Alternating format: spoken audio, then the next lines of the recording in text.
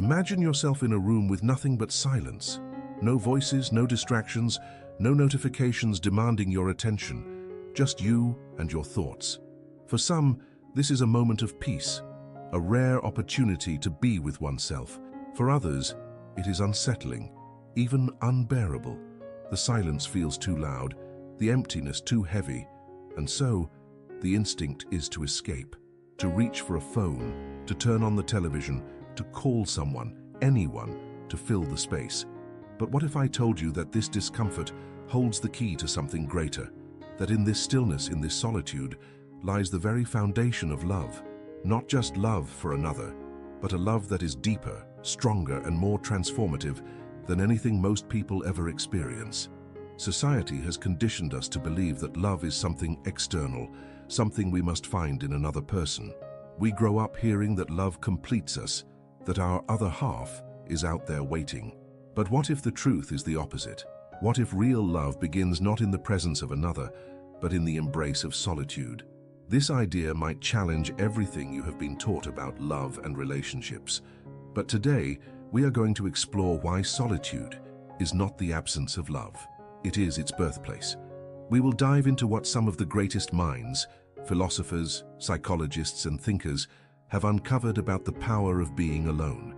And in the final revelation, we will uncover a truth so powerful that it may forever change the way you see love, relationships, and even yourself. Think about how love is portrayed in books, movies, and culture. It is often depicted as a dramatic force, an overwhelming passion that pulls two people together as if by fate. And yet, how many of these love stories end in pain?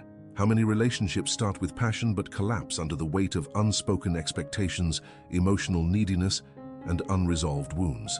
Friedrich Nietzsche once said, "It is not a lack of love, but a lack of friendship that makes unhappy marriages." But how can you be a good friend to someone else if you have never learned to be a good friend to yourself? Carl Jung, one of the greatest psychological thinkers of all time, spoke of individuation, the process of becoming a whole and complete individual.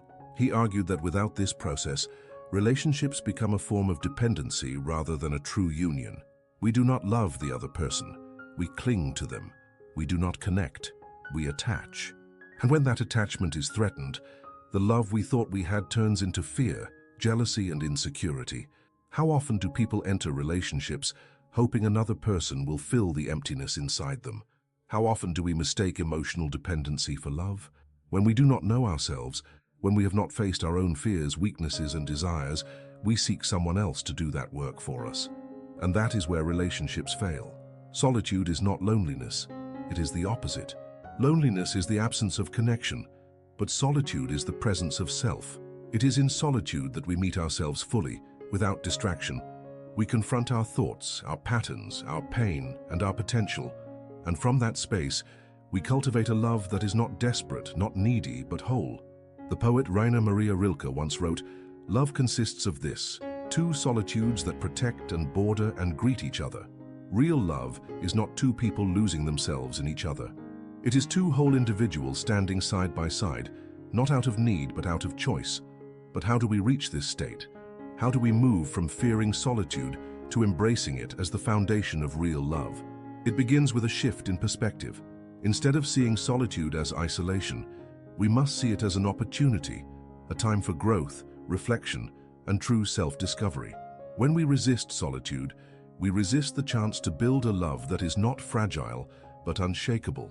And yet, this is just the beginning. There is more to uncover, more to explore. In the next section, we will examine how embracing solitude creates emotional resilience, the kind of strength that makes love thrive instead of crumble. We will reveal how the most fulfilling relationships are not built on need, but on the ability to stand strong alone and still choose love. What we will discuss next might challenge everything you believe about relationships, but it may also unlock a new understanding, one that has the power to change not just how you love, but how you live. Stay with me, because the next revelation will shift the way you see yourself and the way you see love forever. Imagine this: a person who cannot sit alone in silence, who constantly seeks external distractions to avoid their own thoughts, who feels uncomfortable in solitude. How can they ever truly love? If they have never faced themselves, How can they offer anything meaningful to another? The truth is, most people enter relationships not because they are overflowing with love, but because they are afraid of being alone. They seek a partner to escape solitude, to validate their existence, to silence the inner void that they refuse to confront. But love that begins in fear is not love, it is dependency. To love deeply, we must first learn to be alone. This is the paradox of love. The more comfortable we are in solitude, the more capable we are of forming deep and meaningful connections. The less we need someone, the more freely we can love them. This is because love at its highest form is not about filling a void. It is about sharing the abundance of our being. But why do so many people fear solitude? Why does the idea of sitting alone with one's own thoughts seem unbearable to some? It is because solitude forces us to face ourselves. In the quiet, we hear the voices we have ignored, the doubts, the regrets, the unresolved emotions. We see the parts of ourselves that we have spent years avoiding, and for many, this is terrifying. It is far easier to lose oneself in distractions, in relationships, in the constant noise of the world, than to truly sit with oneself. Carl Jung warned about this avoidance. He described the shadow self, the hidden parts of our psyche that we refuse to acknowledge. He argued that true self-awareness, and by extension true love, requires us to confront our shadows. If we do not, we project them onto others. We blame our partners for our unhappiness. We expect them to fix our insecurities. We turn relationships into battlegrounds where our unresolved wounds play out. But what happens when we embrace solitude instead of fearing it? We begin to transform. We develop emotional resilience, the ability to handle life's ups and downs without losing ourselves. We stop looking for someone to complete us because we already feel whole. And ironically, it is only from this place of wholeness that true love becomes possible. Think about the relationships that stand the test of time. They are not built on need, but on choice. They are not a desperate search for completion, but a union between two complete individuals. When we embrace solitude, we bring emotional stability into our relationships. We no longer see love as a transaction, as something we need to get. Instead, love becomes something we give freely, without expectation, without fear. The philosopher Arthur Schopenhauer had a profound insight about love. He believed that most romantic relationships are driven not by genuine love, but by the unconscious desire to escape ourselves. He argued that true fulfillment comes not from losing ourselves in another, but from finding a deep connection with our own being first. But this raises an important question. If solitude is so powerful, does that mean we should avoid relationships altogether? Not at all. The point is not to reject love, but to build a foundation where love can truly thrive. Love should not be a way to escape ourselves, but a way to expand ourselves. And the only way to achieve that is by first making peace with solitude. Many spiritual traditions echo this idea. In Buddhism, for example, the path to enlightenment begins with self-awareness. Love in its purest form is not attachment, but the ability to see and accept another without needing them to be anything other than who they are. And how can we do that if we have not first learned to accept ourselves? Solitude teaches us patience.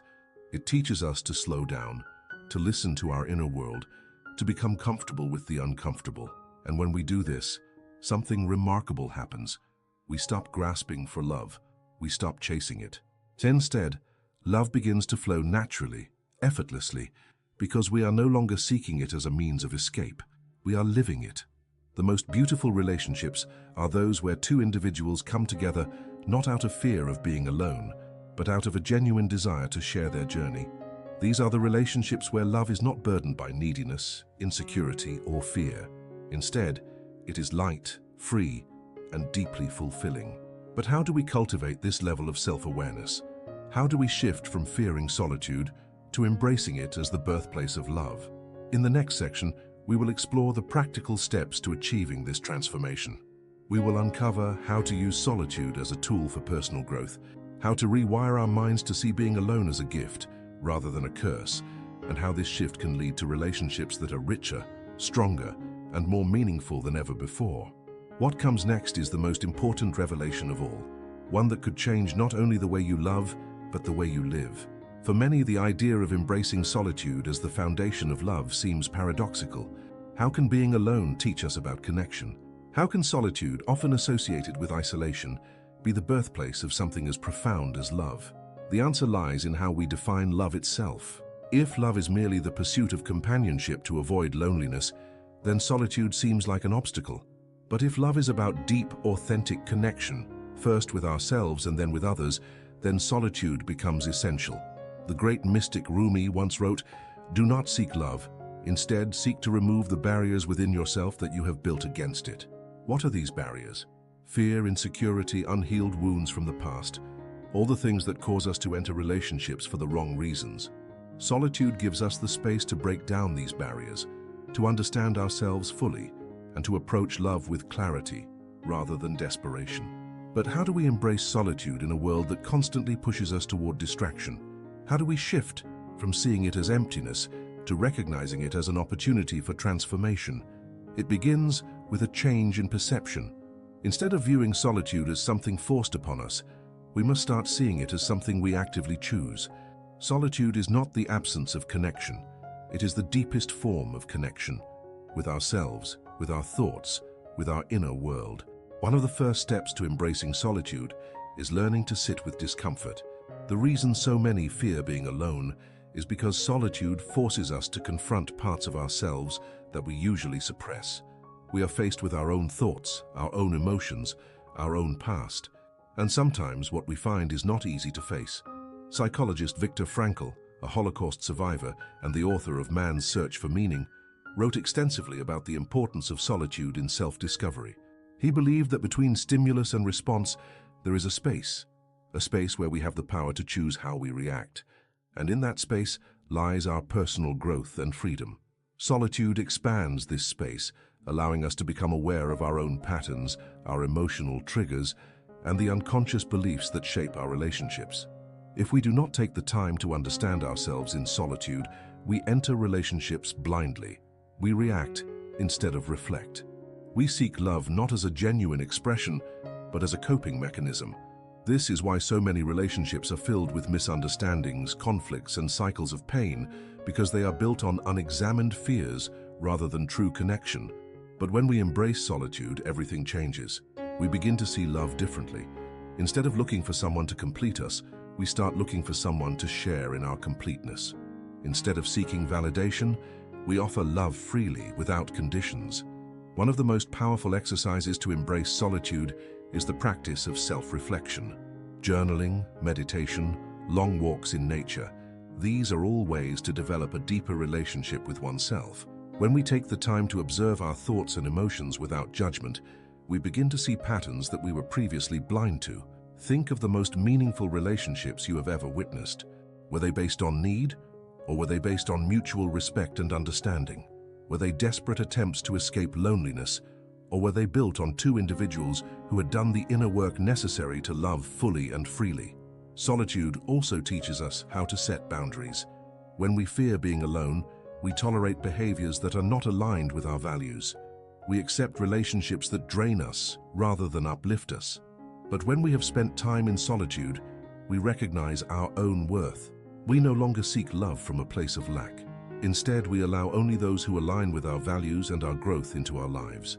The philosopher Alain de Botton speaks of how modern love often suffers because people enter relationships expecting another person to heal their wounds. But healing is an internal process. No relationship can make up for a lack of self-awareness. Love is not about finding someone to fix us. It is about growing alongside someone who is also committed to their own growth. At this point, you may be wondering, does embracing solitude mean we should remain alone forever? Absolutely not. The purpose of solitude is not to reject connection, but to prepare ourselves for a love that is free from fear and neediness. When we have embraced solitude, we no longer enter relationships out of desperation. We enter them from a place of peace, of knowing that we are already whole, and that love is something to be shared, not something we must chase. And here is the most powerful truth of all. The relationships we attract are a reflection of the relationship we have with ourselves. When we fear solitude, we attract people who also fear it, leading to relationships built on insecurity. But when we embrace solitude, we attract those who have done the same. Now we have reached the most crucial point of all. In the next section, we will uncover the final, most transformative truth about love, one that has the potential to change the way you experience relationships forever. And now, we arrive at the final revelation, one that has the power to transform not only how you love, but how you live. Throughout this journey, we have explored the deep connection between solitude and love. We have seen how true love does not come from seeking completion in another, but from embracing our own wholeness first. But now, we must go one step further. We must ask the ultimate question: what is the purpose of love? Most people never stop to consider this. They assume that love exists to bring happiness, to provide companionship, to make life more beautiful. And while love can do all of these things, its true purpose is far greater. Love exists to evolve us. This is the most profound truth of all. Love is not simply about romance or companionship. It is a force that drives transformation. It is the ultimate teacher, the greatest mirror, the most powerful catalyst for growth. But here is where most people misunderstand love. They assume that growth must come from the relationship itself. They believe that another person is responsible for teaching them, healing them, making them better. But love does not start in the relationship. It starts before the relationship. It starts in solitude.